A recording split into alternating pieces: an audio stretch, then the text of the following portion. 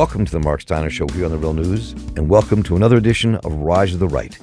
I'm Marc Steiner, and it's great to have you all with us. Now, weather-related disasters grip the headlines more and more with each passing year. This year's floods, tornadoes, hurricanes are all over the news. It can also lead to an almost hidden societal disaster. Another perfect storm. There's an explosive dialectic of FEMA, the Federal Emergency Management Agency, being ill-prepared to respond to the human-induced industrial climate change that increases the magnitude and frequency of hurricanes, tornadoes, flooding, wildfires, and all the other climate-borne disasters. And within that, a dialectical twist with right-wing militias organizing to save the day, responding to help communities hit by those disasters, and in the process, build their racist right-wing armed movement. Yes, part of the Proud Boys and Oath Keepers that stormed the U.S. Capitol are masking themselves as saviors. And Zoya Teirstein wrote a stunning article about this in Grist. Boots on the ground. As FEMA struggles to keep up with climate disasters, extremist groups see an opportunity. And Zoya has been a staff writer at Grist, covers climate change and public health. Her work has appeared in Rolling Stone, Mother Jones, Wired, Slate, HuffPost, The Verge, many of the places. And Zoya, welcome. Good to have you with us. Really glad to be here. Thanks, Mark. So this really was a fascinating piece for me to read, because I think it's a hidden aspect of what this country's future faces that none of us expect. But after reading it, it made so much sense to me. So take us back, and I'm really curious what got you into this, how you kind of began to think about this and began to want to expose it. Yeah, I think it's hard to really, it's been such a long road that it's hard to remember the exact moment when I got clued in, but I'm pretty sure it was around the midterm elections when there were, these groups that were surveying or surveilling rather ballot boxes, in Arizona. And I started looking at it. That group was called the Lions of Liberty. And for whatever reason, I started, I had a free couple of hours and I started looking into what that group was. And I saw that it was the political arm of this other group called the Yavapai County Preparedness Team, which to me, and I've covered, emergency preparedness and relief efforts a lot in my time at Grist, it sounded like a government agency, Yavapai County Preparedness Team. That's named after the Yavapai County in Arizona, which sounds just like an emergency relief group or a preparedness group. So I started looking into that. And went down, as you can imagine, one of the longest and weirdest rabbit holes I've ever come across, and ended up, tracing back this long history of that group, which is an offshoot of the Oath Keepers, and how the Oath Keepers have used disasters for decades, really, for years and years at least, to fundraise, to perhaps recruit. I mean, that part's a little trickier to trace back, but definitely to build their brand. So that really got me started thinking about all that. I mean, there's a line in your piece that kind of jumps out, and it's a very simple line, but I want to explore it. You write, what happens if the government fails to show up and communities start to rely on extremists next door? And so literally that's what's happening, is that you write about right-wing militias, right-wing organizations coming into disaster areas to save the people and save the day. I mean, that's the gist of it.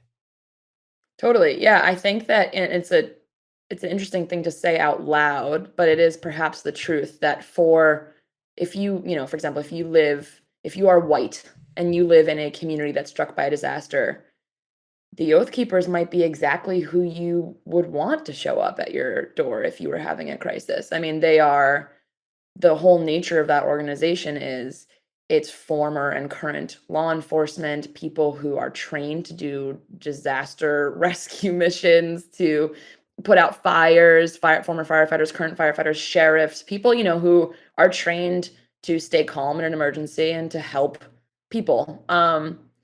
So, it's an interesting thing to say, though, right? Like, who would really want these, it's basically a militia to show up in an emergency. But I think that people who don't know that the bedrock of these organizations are, that they're formed on conspiracies, racism, sexism, people who don't know that might, say, wow, thank you so much for coming and helping. And that's how these groups get a foothold in these communities, really.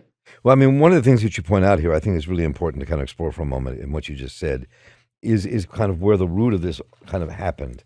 And you make the difference between Jim Arroyo and Stuart Rhodes. Stuart Rhodes being that guy with a patch in his eye who was one of the people who stormed the Capitol and got convicted in prison. Arroyo being an oath keeper, but much more slick and much brighter in terms of his approach and what he's done in Yavapai County in creating these groups. So that to me said a great deal about how Arroyo thought through this, who these two men are, and what the major difference is.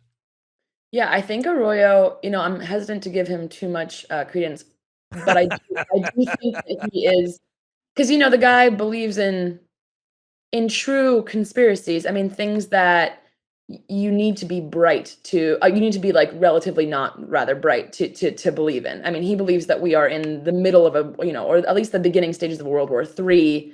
He believes, I confronted him on a number of, issues that he brought up in his meetings. And, I'd be like, hey, people say that you believe in conspiracy theories, and he would take me back to the definition of what a conspiracy even is. It's just so it wasn't, I don't want to say that he's the brightest guy. However, he has capitalized on something of a unique moment, right? So the Oath Keepers are now sort of dissolved in many ways because of what happened at the Capitol on January 6th, 2021.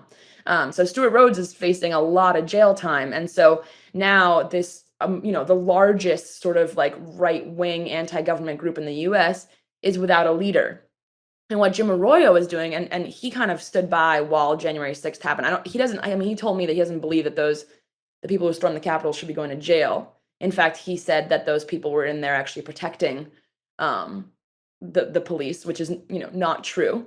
But he said that basically, he stood by and he said those guys are idiots. I think he said it was the ultimate dumbass contest. I'm paraphrasing, but it was something along those lines. So he has clued into this idea that like in order to be successful, subtlety is key. And I saw that in his meetings. His meetings are not subtle, the ones that he organizes in Arizona, but when things go too far, for example, he had an expert, quote unquote, come up and teach the audience how to navigate, home security systems. So how to like put in place an alarm system of your own. You can make one yourself with a shotgun blank that makes a very loud sound if it's tripped, a tripwire. Right. And so someone in the audience shouted out, it doesn't have to be a blank, which is alludes to, real violence. And the crowd laughed, and people were really into it. But then Arroyo came on stage after and said, "Listen, if you put a shotgun in a blank, a shotgun shell in there, or a real bullet in there, you will go to jail." And so I think what he's realizing and what he's sort of like tapped into is that there's a way to ride the line, right, between legal and illegal, and he's burnishing his image with this perception that he's stoic, he knows what he's doing, he has experience, he can teach people how to stay safe. That's his main thing. He says his thing that he told me over and over and over again was, we are not training people to fight in the Civil War, we're training them in how to get out of the way. And we can get into whether I think that's I think the reporting really bore out that that's not fully the truth, but that's what he says. So one of the things I got, and I've heard Arroyo before, I think that there are a lot of people out here who believe in these conspiracy theories about the U.S. government wanting to take over by his entire lives and running the nation, and everything you see out here is FEMA as a test run to how to control stuff and pull people away in camps, as you allude to in your article. But one of the things I think that can be a danger sometimes is not really realizing how smart people like Arroyo really are. Just because they believe in this crazy crap doesn't mean they're not strategically smart. And they've been trained to be strategically smart, especially those guys who've spent time in the services, been Army Rangers. They know what they're doing. They know how to calculate and strategize and think things through. Yeah, I think that it's tempting to think that, and I don't entirely disagree with you, but I think that theory kind of falls apart when you look at Stuart Rhodes, right? You could argue that he was smart, right? He knew. He was trained allegedly by the military, right. I think. I mean, if I'm remembering that correctly. And he built an organization like from the grassroots up. It was massive, but then he stormed the Capitol and he thought that he could get away with that. I mean, that is inherently dumb. So I don't. I think, again, I would just caution that, it's easy to fall into this trap, right? That these people are super smart, that they're gaming the system, that they've got it all figured out. And the truth of the matter is they don't. But they do what they do have on their side is that, people are right now especially totally primed for conspiracy. You have, COVID-19, that was sort of like a hotbed of conspiracy theories and anti-vax stuff, and the list goes on. So people are really ready to hear what Jim Arroyo has to say, and he's definitely saying it. So in that way, I think he's smart. I mean, he's capitalizing on an interesting moment in American society and American history. But what to me is smart, and what you talk about in this article, the difference between Rhodes and Arroyo. In many ways, Rhodes strikes me as a total buffoon, but Arroyo created these things that you write about in depth, these community preparedness teams that go into disasters and help people through the disasters. I mean, and know what they're doing because of their previous training and the training they continue doing. That to me is really the nose under the tent, being able to actually will your way into a community by helping them, and that can change an entire political dynamic in the long run. So talk a bit about that and kind of your what you kind of unfolded here with all that. Yeah, well, the community preparedness teams were actually started by Stuart Rhodes a few years after he formed the Oath Keepers, and they were initially called Civilization Preparedness Teams or something along those lines. And they changed them to more. Civilization preparedness teams? Is that what you Yeah, said? yeah, yeah. But then he changed it, community preparedness teams, and yeah, I think that okay, talk about things that are smart. That was kind of a smart move, right? Because the nature of disasters in this country, and FEMA talks about this a lot, is that the nation is much too large for FEMA to be everywhere all the time. I mean, and we can talk about the agency's shortcomings, of which there are many. Yes. But the one thing that's true that I've seen time and time again is that communities really need to come together in the aftermath of disasters, and especially before disasters, to prepare, to provide relief for each other. I mean, that is just the nature of what it's like to be, a neighborhood in America. And you see that time and time again after disasters, people coming together, people driving in from out of state to help out. People, and the one thing that I was really nervous about with this article, and the reason why, I mean, it was a long process, and we sought a lot of outside, expertise to make sure that I was telling a story that was entirely accurate and sort of the full picture. But I don't want to discourage people from relying on their neighbors in the aftermath of these kinds of situations. It is essential that we rely on each other for this kind of stuff. That's the way we get through the climate crisis. But I think that, the community preparedness teams, take advantage of that in some ways. They and what's sad about it is that they are providing a service. And in many ways, after these teams did a number of things. It wasn't just, post-hurricane relief, that kind of stuff. And after Hurricane Harvey, for example, or Maria or Irma, that was in 2017 when we had sort of a trio of hurricanes that really wrought havoc all across the U.S. Those teams went in, provided meals, helped out. I watched all their videos, and there's a reason they post their videos online, right? They're saying, hey, look at us. We're doing this. We're a legitimate organization. It, again, it like builds their brand. But that wasn't all they were doing. They also went, when there were standoffs between ranchers and the Bureau of Land Management, they showed up. And sometimes even those folks didn't want them there. They were there providing security. They went to when the George Floyd protests were going down, those riots, they arrived and said they were providing security for business owners. I mean, I don't know how much of that is true. There was no one really like keeping tabs on what these groups were doing at the time, but historians I've spoken to say that that's bad news. You don't want these armed vigilantes just showing up, ready to fight. That's a long-winded answer to your question, but the CPTs are a really fascinating element, and one that, I mean, when I look at the long-term effects, and what I hope this article does is I hope it points to these initiatives and alerts, I've talked to FEMA extensively now about this, alerts federal agencies that these kinds of threats are there, and that, as more and more communities are affected by climate disasters, we need to be, more aware that there are nefarious actors that are coming in. What struck me in reading your article, and reading it again this morning, was that the lack of funding, as you talk about it briefly in your article, for FEMA. And in some ways, it's not being prepared for the climate disasters that we face. really does open the door for these community preparedness teams that are run by the right wing in this country and run by right wing militias in this country that are regrouping to kind of fill a void. And I think that's something that we really do not think about, that we don't think about what those consequences might be. And it made me want to send this article to a bunch of my friends in Congress saying, you should read this. Think about what this could mean in the long term. I'm serious. I mean, so this perfect storm that I alluded to in the opening of the climate disasters increasing, FEMA being unprepared, and in the gap, in the void, comes these right-wing militia groups posing as community preparedness organizations to take care of you in a time of a disaster. I mean, that to me is a frightening scenario of what could come if we don't wake up. Yeah, I agree. I mean, that's why I wrote this article, really, because that threat seemed legitimate enough to me to shed light on. I will say that, when it comes to these militias, it's not.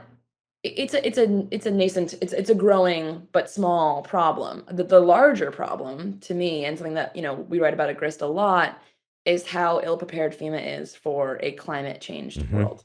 And that, that is the larger story, and it will continue to be the larger story unless these groups somehow, form a very cohesive front. So we'll watch that. But for the time being, I think that the FEMA's shortcomings are a real problem. You've got an agency that is funded by Congress on a regular basis. It's not like it has, it has a steady stream of funding. It's funded with a lot of money, but it's always not quite enough. And so the agency is always scrambling to catch up. And you have these disasters that are enormous. I mean, Hurricane Harvey was so expensive. We're talking, tens and hundreds of millions of dollars, billions of dollars. It all stacks up when you have one disaster after another. For example, you've got right now sea surface water temperatures in the Gulf of Mexico are extremely high. In the Atlantic, they're very high. You've got hurricane season coming.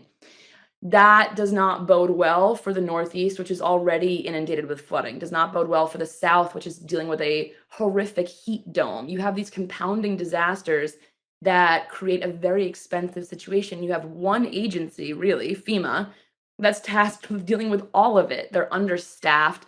COVID led to a enormous staffing shortage there. So you've got an agent, and Congress is really not giving them enough funding. You've got Republicans fighting FEMA funding, and then asking for FEMA funding right after disaster happens in their state. You've got Democrats probably not fighting hard enough to get FEMA the full funding that it needs. It's a real cluster, and something that really concerns me as someone not just who writes about this stuff, but as someone who lives in the United States.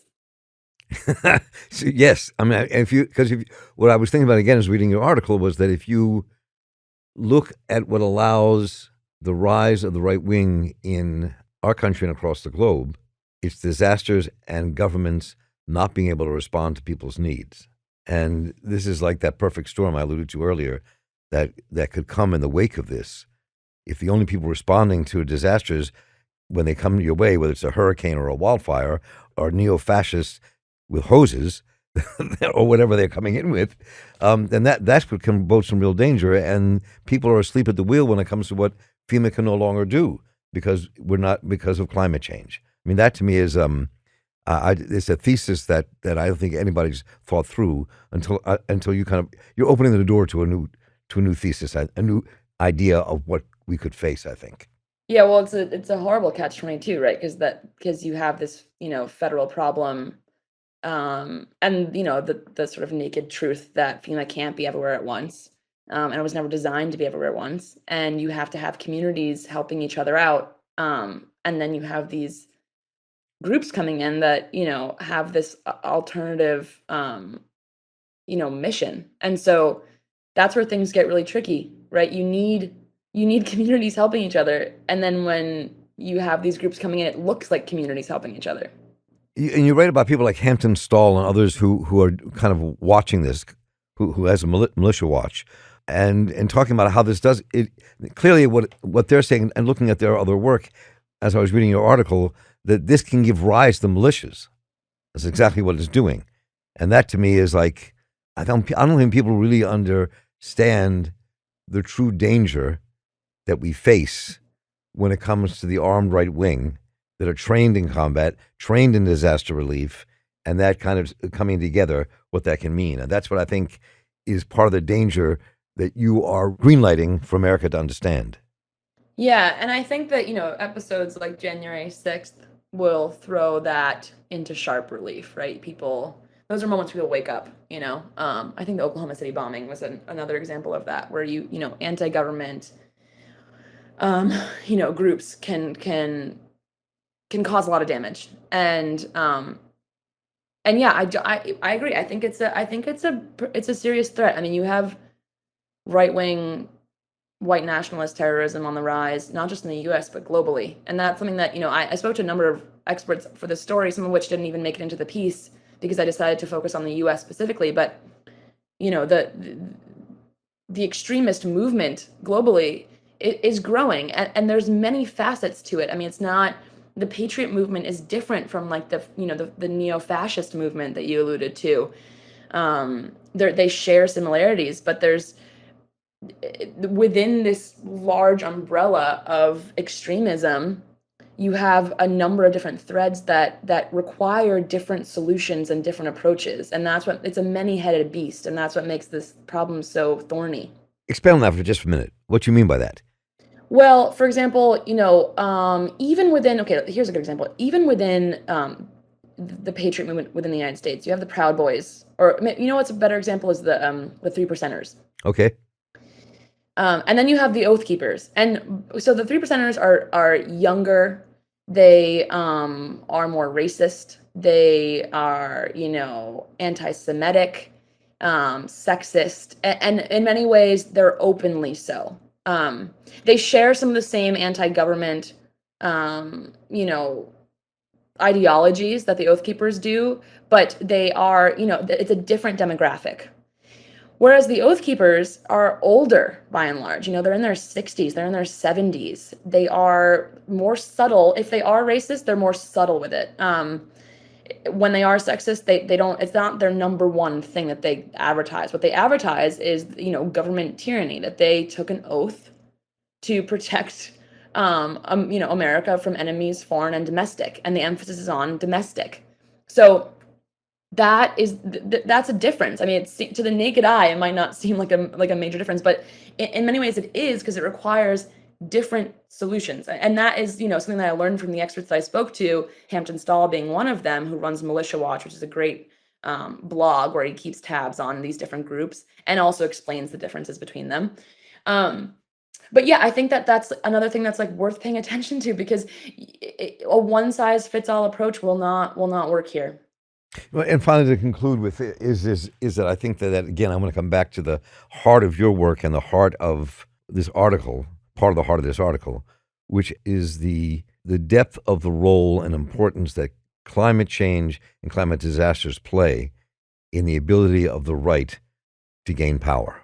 Yeah, and it's such a good question, Mark, because the way that the right regards climate change has been an issue for so long.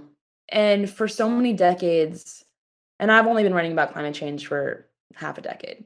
For many more decades, journalists have been chronicling this resistance from the right on action on climate change, on any kind of approach to addressing climate change. And now we're in the situation, right, where it is, I don't want to say too late, because that's not true. Right. It's not too late. I don't think it's too late. It's not too late. And I would hate to tell your listeners that. But we are entering a new era. And that is something that people need to know. We've got it's the dawn of a new age. And we are dealing with a number of disasters on all fronts, kind of at all times. I mean, I think this summer, and it's only July, not even the middle of July quite yet, is a great example of that. So now we have people who, for, a party that for many years, denied even the existence of climate change, slowly starting to shift towards a more nationalistic approach, right? So you've got people, and this has not become mainstream in the Republican Party yet. I think in the Republican Party, honestly, climate denialism is still the name of the game in many ways. But in general, what people are forecasting is this, this switch from climate change isn't real to climate change is real, and we need to batten down the hatches and protect against the coming wave of what may be tens of millions of climate refugees. You've got people who are going to be living in parts of the world that are going to quickly become uninhabitable. And that's the truth. I mean, many studies show that. So I think that that's something to watch as well, right? Like, I of course, I'm worried about these right-wing extremist groups, but also within America, in more mainstream politics, we're going to have this sort of push and pull between, how many people are we going to let into this country? Are we a climate safe haven? Will we accept people at all, or will we turn them away? And that to me is another looming big issue that people need to be starting to think about. Well, I think you've opened up something for people to think about in this article. You really have. I mean, it's something that many people are not yet understanding or talking about, which is this very weird and dangerous synergy that's taking place between the rise of the right, their militias, climate change, and our government's inability to respond. And we have to wake folks up about this. I'm going to encourage folks to not just listen to this podcast, but to check out the article in Grist, and we'll be linking to it on our website, Boots on the Ground as FEMA Struggles to Keep Up with Climate Disasters, Extremist Groups See an Opportunity, by Zoya Teirstein. Great article. I look forward to many more discussions. Your stuff is great. I've been reading your other stuff, and I'm really impressed. So thank you so much for your work, and thank you for taking your time. Thanks so much for having me on, Mark. I really had a great time. I hope you enjoyed our conversation today with Zoya Teirstein about her stunning article that appeared in Grist entitled Boots on the Ground as FEMA Struggles to Keep Up with Climate Disasters, Extremist Groups See an Opportunity. There will be linking to this article, and it's well worth a read, so please read it. Let me know what you think. And as climate change rises, it can fuel the rise of the right, which is one of the reasons we're presenting this today. I want to thank you all for joining us today. And please let me know what you thought about what you heard, what you'd like us to cover. Just write to me at mss@therealnews.com, and I'll get right back to you. And while you're here, go to www.therealnews.com/support, become a monthly donor, and become part of the future with us. And so for David Hebden and Kayla Rivera and the crew here at The Real News, I'm Marc Steiner. Stay involved, keep listening, and take care. Thank you so much for watching The Real News Network, where we lift up the voices, stories, and struggles that you care about most. And we need your help to keep doing this work. So please tap your screen now, subscribe, and donate to The Real News Network. Solidarity forever.